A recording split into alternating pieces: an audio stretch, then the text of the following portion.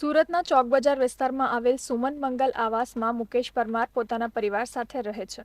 તેમના પરિવારમાં પત્ની, 2 પુત્રી અને 2 પુત્ર છે.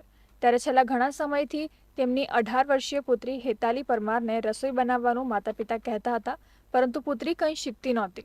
ત્યારે ગઈકાલે બપોરે ઘરના સભ્યો હાજર હતા ત્યારે પિતા મુકેશ પરમારે દીકરીને રસોઈ બનાવવાનો ઠપકો આપ્યો હતો, જેથી દીકરી અને પિતા વચ્ચે બોલાચાલી થઈ હતી.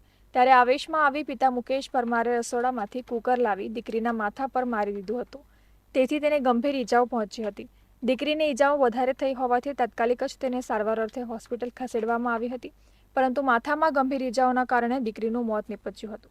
સમગ્ર મામલે ચોક બજાર પોલીસને જાણ થતાં પોલીસે ફરિયાદ નોંધી પિતા મુકેશ પરમારની ધરપકડ કરી છે.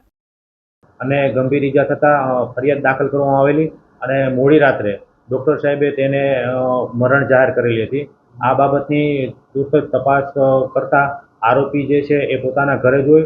તેઓને પોલીસ સ્ટેશન લાવીને પૂછપરછ કરતા તેઓ પડી ભાંગેલ અને તેવું કહેલ કે મારી દીકરીને બપોરે હું હતો ત્યારે ઘરકામ બાબતે બોલાચાલી થયેલ, એમાં ઉશ્કેરાઈ છે અને મારાથી કુકરના ઘા મરાયેલા છે ને તેમાં તે મરણ ગયેલ છે.